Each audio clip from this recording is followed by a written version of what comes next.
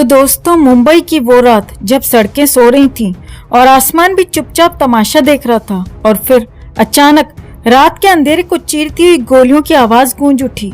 हाँ, बात हो रही है बाबा सिद्दीकी की, जिनके नाम से लोग कांपते थे, लेकिन आज उनकी बेरहमी से मौत के बाद हर कोई हैरान है। अब ये कहानी बताती है कि बड़े बड़े नाम भी कभी कभी इतने छोटे हो जाते हैं कि जिंदगी से हार कर सड़क पर लहूलुहान पड़े रहते हैं। अब देखिए, बाबा सिद्दीकी जो कभी खुद सड़कों के बादशाह हुआ करते थे, आज उसी सड़क ने उनकी खामोश चीखें सुनी। गोली लगते ही वो खुद अपने आखिरी पल को समझ गए, और उन्होंने जो आखिरी शब्द कहे वो सबको याद रहेंगे। मुझे गोलियां लग गईं, मैं नहीं बचूंगा, मैं मर जाऊंगा। ये क्या, अब मरते वक्त तो जरा स्टाइल में जाते। इतना बोरिंग डायलॉग। खैर, उनके इस सीधे साधे आखिरी शब्दों ने इस बात का ऐलान कर दिया कि अब डराने वाला खुद डर के साए में आ चुका था। और जैसे ही बाबा जमीन पर गिरते हैं, वो सारा रुतबा, वो सारा टशन, सब कुछ खून में बह जाता है। अब ये कोई फिल्म नहीं दोस्तों, ये वो सच्चाई है जिसने सड़कों पर खून से लिखा इतिहास बना दिया। बाबा सिद्दीकी, जिनकी पहचान थी कि वो किसी से डरते नहीं थे, आज मौत के सामने खड़े थे और मौत ने उन्हें बिना एक सेकंड की देरी किए अपनी गोद में सुला लिया। अब सवाल ये उठता है कि आखिर बाबा सिद्दीकी का ऐसा अंजाम किसने किया? कौन था जो इस बेरहमी से उनका इंतजार कर रहा था? सीसीटीवी फुटेज में साफ दिखता है कि वो शूटर आधे घंटे से ज्यादा समय से वहां घात लगाए बैठे थे, जैसे कोई सड़क पर चाय पीने का इंतजार कर रहा हो। वैसे ही वो बाबा को ठिकाने लगाने का प्लान बना रहे थे। वाह भाई, ऐसी प्लानिंग तो बॉलीवुड के डॉन भी नहीं कर पाते। और देखिए, लॉरेंस बिश्नोई गैंग ने खुल्लम खुल्ला दावा कर दिया है कि हाँ भाई, ये हमने ही किया है। अब बाबा सिद्दीकी जैसे लोगों के लिए ये तो सोचना चाहिए था कि सारे ताश के पत्ते आपके हाथ में नहीं होते। कभी कभी आपके सामने भी कोई जोकर आकर बाजी पलट देता है, और इस बार तो जोकर ने बाजी मार ली और बाबा बस देखते रह गए। बाबा के बेटे जीशान सिद्दीकी के ऑफिस के बाहर खड़े कैमरों ने भी सारा मंजर कैद कर लिया, और जब पुलिस ने देखा कि शूटर पहले से वहां बैठे थे, तो समझ आया कि बाबा का टाइम अब तय हो चुका था। वो दिन, वो पल बाबा के लिए आखिरी था। पर क्या वो जानते थे कि ये अंत इतना दर्दनाक होगा? अब पुलिस जांच में जुटी है, आरोपी पकड़े जा रहे हैं, फरारों की तलाश जारी है। लेकिन एक बात साफ है दोस्तों, कि इस मर्डर मिस्ट्री में कई और परतें खुलने वाली हैं। बाबा सिद्दीकी के जाने से ये सवाल खड़ा हो गया कि जब दहशत का बादशाह भी डर के साए में आ सकता है, तो बाकी दुनिया किस भरोसे जी रही है?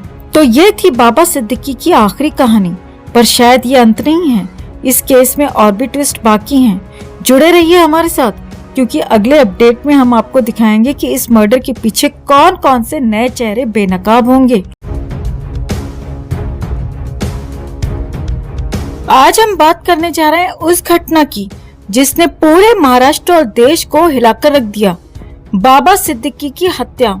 एक ऐसा शख्स जो 3 बार महाराष्ट्र का विधायक रहा, 1 बार मंत्री बना, जिसे पावर, पॉलिटिक्स और नाम का नशा था, उसकी कहानी एक गोली से खत्म हो गई। और पूरा देश, मीडिया और हर एक न्यूज चैनल, सब जगह बस एक ही खबर, बाबा सिद्दीकी की हत्या। वाह, देखिए क्या हंगामा है। हर चैनल चीख चीख कर कह रहा है कि ये मर्डर एक बहुत बड़ी साजिश है। सारे नेता बयानबाजी में जुट गए हैं। पुलिस कमिश्नर से लेकर गृह मंत्रालय तक हर कोई एक्टिव है। चारों तरफ से सुरक्षा बढ़ा दी गई है। पूरी सरकार हिल गई है, जैसे ये कोई असामान्य घटना हो गई हो। पर हम पूछते हैं, कहाँ था यह हंगामा जब सुशांत सिंह राजपूत की मौत हुई थी? क्या सुशांत की जान की कोई कीमत नहीं थी? क्या उसका कद किसी मंत्री से छोटा था जो उसकी मौत को बस एक ड्रग केस बना दिया गया? क्या वो इंसान नहीं था जिसने बिना किसी गॉडफादर की अपनी पहचान बनाई थी? एक वो समय था जब सुशांत के नाम पर बस चुप्पी थी, और आज देखो बाबा सिद्दीकी की मौत पर यह हंगामा। क्या सुशांत की मौत में कोई साजिश नहीं थी? सुशांत की मौत को लेकर कितने सवाल उठे थे। कितनी बार हम सबने कहा कि ये सुसाइड नहीं हो सकता, इसमें बड़ी साजिश है, पर उन सवालों का जवाब देने वाला कोई नहीं था। सुशांत की मौत को दबा दिया गया जैसे उसकी कोई अहमियत ही नहीं थी। और आज जब बाबा सिद्दीकी मरे हैं, तो हर कोई बोल रहा है ये साजिश है, ये साजिश है। क्या उस वक्त किसी ने सुशांत के लिए ये शब्द बोले थे? आज बाबा सिद्दीकी की हत्या की जांच पर करोड़ों रुपए खर्च किए जा रहे हैं। हर नेता उनका नाम ले रहा है, हर चैनल उनके लिए रो रहा है, लेकिन सुशांत, उसके लिए कोई आंसू बहाने वाला क्यों नहीं था? क्या सुशांत की जान किसी बड़े पॉलिटिशियन की जान से कम थी? क्या ये देश अब सिर्फ पावर और पैसों से चलता है? क्या किसी आम इंसान की जान की कीमत अब यहाँ कुछ नहीं बची? क्या सिर्फ उन लोगों के लिए इंसाफ है जिनके पास दौलत और सत्ता है? सुशांत जैसे लोग जो अपनी मेहनत से ऊपर उठते हैं, उनकी मौत बस एक खबर बनकर रह जाती है। बाबा सिद्दीकी की हत्या हो गई और अब तो अंडरवर्ल्ड का नाम फिर से सुर्खियों में है। वही अंडरवर्ल्ड जिसका नाम सुशांत की मौत के वक्त भी आया था, लेकिन उसे तब दबा दिया गया। क्यों दबा दिया गया था? क्यों उस वक्त किसी ने इस दिशा में जांच नहीं की? क्यों वो सारे सवाल हवा में छोड़ दिए गए? अब फिर से अंडरवर्ल्ड का जाल उठ रहा है, पर फर्क देखिए, बाबा सिद्दीकी की मौत पर पूरे देश में हलचल मच गई है और सुशांत की मौत को तो जैसे भुला दिया गया। क्या सुशांत की मौत में भी वही काले सच छिपे थे जिन्हें दबाने का आदेश दिया गया था? हमसे सवाल किए जाते हैं कि हम बार बार सुशांत का नाम क्यों लेते हैं। हम पूछते हैं, क्यों ना लें? क्या हम चुपचाप बैठकर ये सब देखते रहें? क्या हम ये मान लें कि इस देश में सिर्फ पॉलिटिशियन और अमीर लोगों की जान की ही कीमत होती है? सुशांत के लिए इंसाफ मांगना हमारा हक है, हमारा कर्तव्य है। वो सिर्फ एक एक्टर नहीं था, वो हमारे देश के युवाओं का प्रतीक था। उसकी मौत को एक सामान्य मौत कहकर दबा देना क्या सही था? दोस्तों, सवाल बहुत हैं, पर जवाब सिर्फ वही मिलते हैं जिन्हें इस देश के ताकतवर लोग तय करते हैं। सुशांत सिंह राजपूत के लिए इंसाफ अब भी अधूरा है और तब तक ये खेल चलता रहेगा। क्या कभी सच्चाई सामने आएगी या हम सिर्फ किसी और बाबा सिद्दीकी की मौत पर रोते रहेंगे?